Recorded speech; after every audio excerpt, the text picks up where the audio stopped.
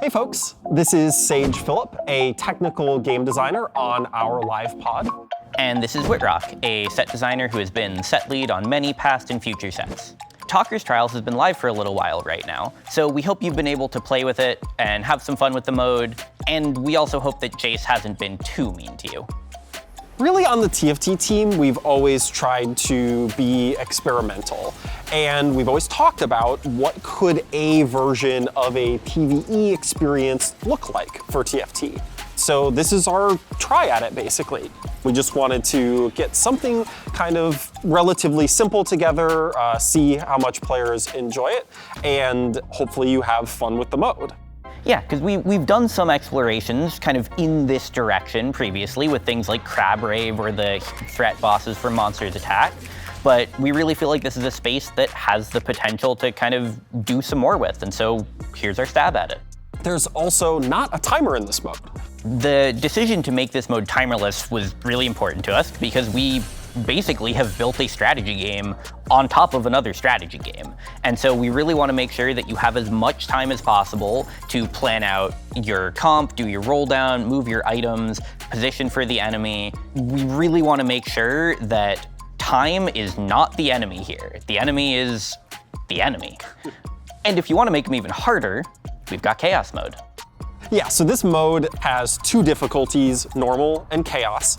Both of them are somewhat challenging. Definitely is taking the team on average a couple runs to kind of beat normal mode, but chaos really ramps it up. It's gonna take those kind of 30 encounters and do wacky, more challenging versions of them. So if you really wanna test your limits, check out chaos mode. Definitely hit up normal mode first. My first time playing chaos mode was an adventure. So this is a limited time event. It's going to be going away with patch 14.19. Feel free to check it out, post those high scores online, and hopefully you have some fun with it. Now, we are going to play a little game where we ask each other a question, and we have never seen these questions before. So let's see what we have. All right. Hit me. Would you rather fight 100 minion-sized infernal Nassuses or one infernal Nassus-sized minion? It's gotta be the 100 minion-sized Nassuses, right? Because like, at least there's a chance at like, take out a couple at a time. Like one Nassus-sized minion, I got nothing. Not a chance. All right, you wanna ask me a question? Let's see what we got here. Which PVE monster is your favorite and why? Oh, let's see. Of the PVE encounters, there is one where you fight, I guess you could call it a flock of smolders or whatever you would call 15 different smolders flying around your screen. That fight's always fun. I lose to it all the time, but that's one of my favorites. So, good luck playing Talker's Trials. Now we're gonna toss it over to Christina and Keen to talk about Dawn of Heroes Revival.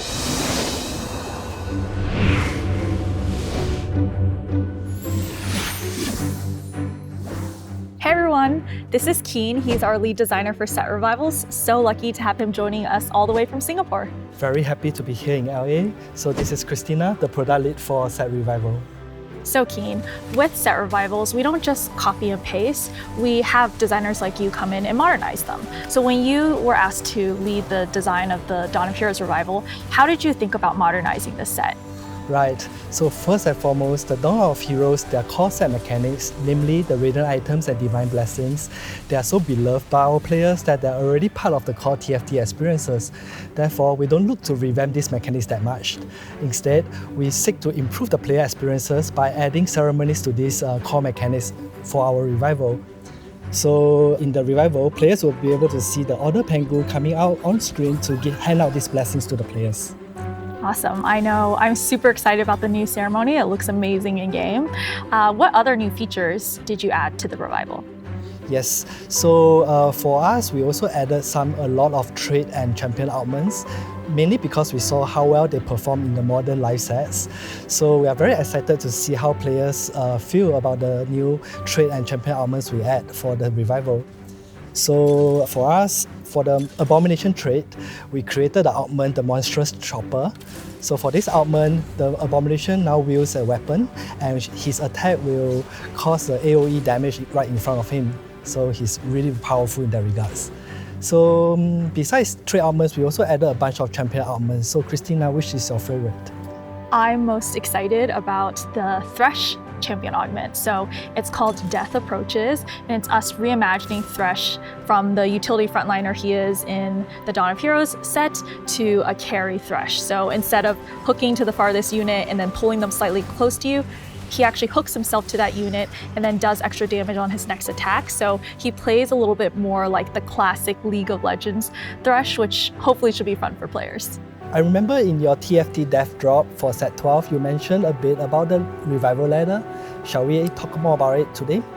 Yeah, in our first set revival, we heard players really wanted more progression, but we also know that rank doesn't have to be the only form of progression in TFT. We could do so much more there. So with this set revival, we really want to experiment with a new progression system. So it's going to be a new way to be rewarded for both your skill and how you play TFT. And also along the way, players, for each rank that they hit, they'll be able to earn free rewards in-game just for playing the revival ladder. So part of this system really feels like the rank system where you earn strategy points after every games and progress through the ranks from apprentice to visionary. But part of it is also different from the rank system. Shall you expand more about that? Totally. It's actually, Revival Ladder is really meant for players to feel like you're on a journey of progressing through TFT. So as you rank up, you're able to allocate skills, which allow you to earn bonus strategy points for each match that you play. So the way how you play comes in because each of the skills have to do with in-game decisions in TFT. So whether you tend to play for board strength or for econ. Hey, that's me. That's me too. Or you just like to risk it all and sack all of your health. We really hope that there's a skill that can speak to you and a clear path that you can take. So hopefully, as players are playing the Revival Ladder, they can also learn a thing or two along the way. Okay, looks like the question armory is here. I'm going to ask you a question, Keen, and just let me know your answer. Okay, let's see. All right. Who is your favorite 5 cost in the Dawn of Heroes revival or original set, and why? Favorite. Well, I have a love-hate relationship with Vego. So Vego. So broken in our playtest. Yeah, he's so broken. We do a lot of work to balance him. But he's pretty amazing actually. He will jump to the backline and he would be able to cast his spell to take off one of the enemy backliner, and that champion converts to your side. So this mechanic is now ready seen, and I think I have a very good impression of it when I was playing it in 5.5. That's why we do revivals. Bring back all the broken stuff. Yes. Okay, so Christina, here's the question for you. Shadow items or radiant items? Honestly, radiant items, We're doing something special with shadow items, but I think radiant items just feel so good. There's no downsides. How could you possibly not love them? Yeah, it's in the name. It makes you smile radiantly when you receive one of them. Totally. All right. Good luck playing the Dawn of Heroes Revival. I hope you'll have fun climbing the revival ladder.